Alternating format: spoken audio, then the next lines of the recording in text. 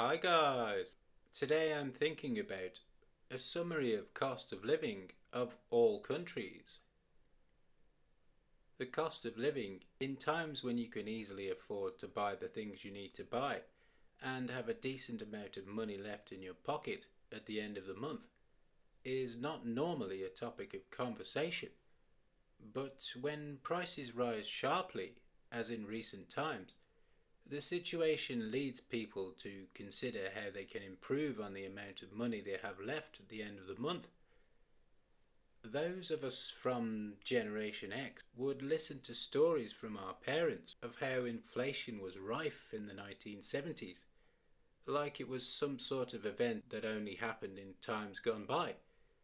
But recent events have changed the narrative to something very real for all of us. It has been in the news recently that many wealthy individuals have left the country due to the scrapping of the non-dom status in favour of more tax efficient destinations like the UAE or Cyprus. But it's not just wealthy individuals who are considering leaving. Tax hikes, mass immigration with a rising population, and a perceived reduction in quality of life are leading all sorts of people who are lucky enough to be in a financial position to do so to consider changing their country of residence and contemplating their various options for moving to another place. When deciding which countries could be considered to relocate to, there are many factors to take into consideration.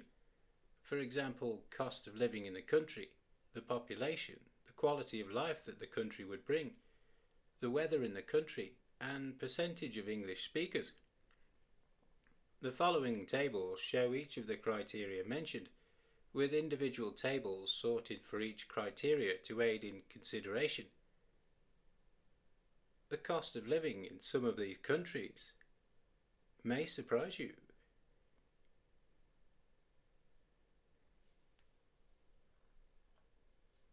The first table shows all of the countries sorted by ascending cost of living. Nepal is the cheapest country in the world, on average, with a cost of living of $362, which is just £273. And then it's followed by Pakistan and Libya. So the countries which are less than $1,000 per month to live in have been highlighted in yellow. So there are 102 countries in the world which are less than $1,000 per month, which is around £750. So when we go down the table, the costs increase. So we come to the Philippines with $616, which is £465, or €530 per month.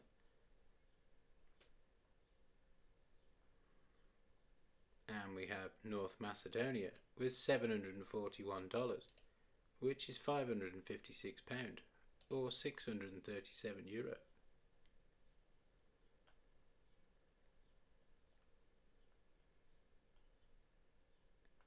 And then we get to a point in the table where the cost of living is more than $1,000 per month. So out of the countries which are highlighted in yellow as being less than $1,000 per month, consideration may be given to Indonesia, Philippines, Brazil, North Macedonia, Malaysia, Argentina, Turkey, Thailand, Bulgaria, or Chile.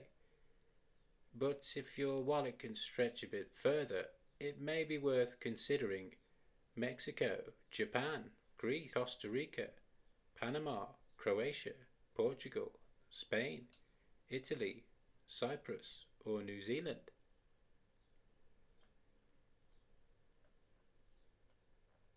So the cost of living of 1131 we find Japan, which is 854 in pound and 973 in euro.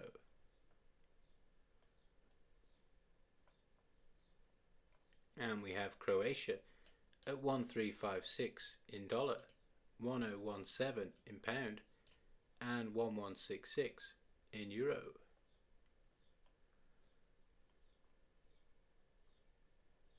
And we have Cyprus at $1,680, 1,260 in pound, and 1,445 in euro.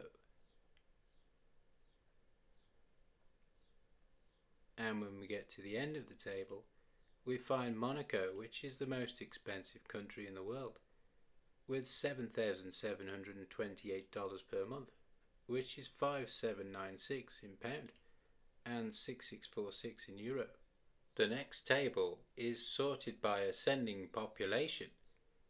If you want to relocate to a place with as little people as possible, the countries with less than 1 million people and a cost of living of less than $1,000 per month have been highlighted in yellow, with St. Vincent and the Grenadines having the highest HDI figure out of those highlighted, with a figure of 0.798. So we have Tuvalu with a cost of living of 717 in dollar, 541 in pound, and 617 in euro, with just 10,000 people, and Nauru with 20,000 people, and we have St. Vincent and the Grenadines with 988 in dollar, 736 in pound, and 850 in euro, with a HDI figure which is the highest out of the countries with a cost of living less than $1,000, which is 0.798. So the figure is graded out of a total of 1, and as we head down the table, the population increases. So we have Kiribati with $538 per month, Samoa with $791, Western Sahara with $495, Suriname with $879, and Bhutan with $413, with only 80,000 people in the country. And in Fiji, $868 cost of living, which is $655 in pound and $746 in euro, with only 90,000 people. And the population increases as we head down the table. So at the other end of the table, the countries which have large populations over 100 million people, where you could live for less than $1,000, have been highlighted in yellow. Interestingly, out of the countries highlighted, the highest HDI is Russia with a figure of 0.832. So the United Kingdom has been highlighted, which has 69 million people.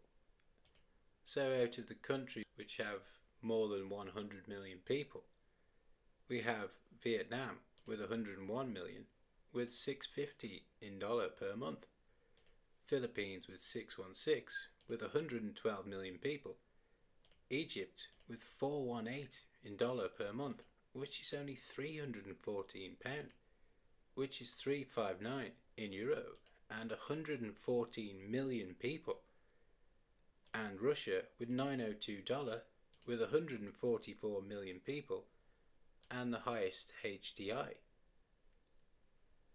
and Bangladesh with $434 per month with 167 million people, and Brazil 213 million people, Nigeria with a cost of living of $832 in dollar and 227 million people, and in Pakistan $397 per month with 250 million people, and in Indonesia a cost of living of $575, which is $434 in pound and $495 in euro per month, with 284 million people, and in India a cost of living of just $425 per month, which is only £321 or 366 in euro, with 1.4 billion people, and in China a cost of living of $650 in dollar, with again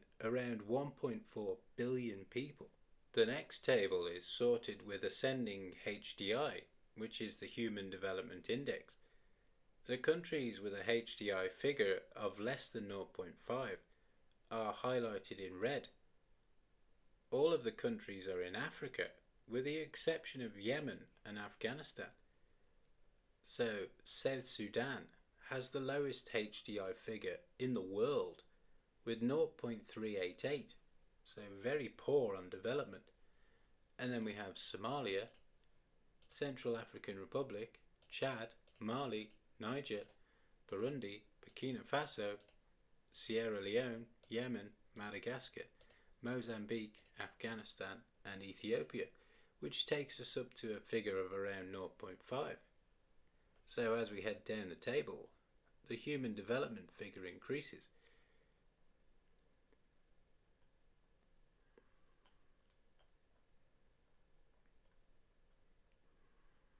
So at the other end of the table, the 10 countries with the highest HDI figure have been highlighted in green. Out of the 10 countries, 7 of them are in Europe. The 3 being outside Europe are Australia, Bermuda and Cayman Islands, which are all British colonies and therefore born of European origin. So the United Kingdom has a figure of 0.946, and then we have Netherlands with 0.955, and at the end of the table, the country with the highest human development figure is Cayman Island with 0.984. The next table is sorted ascending by pleasant weather rankings.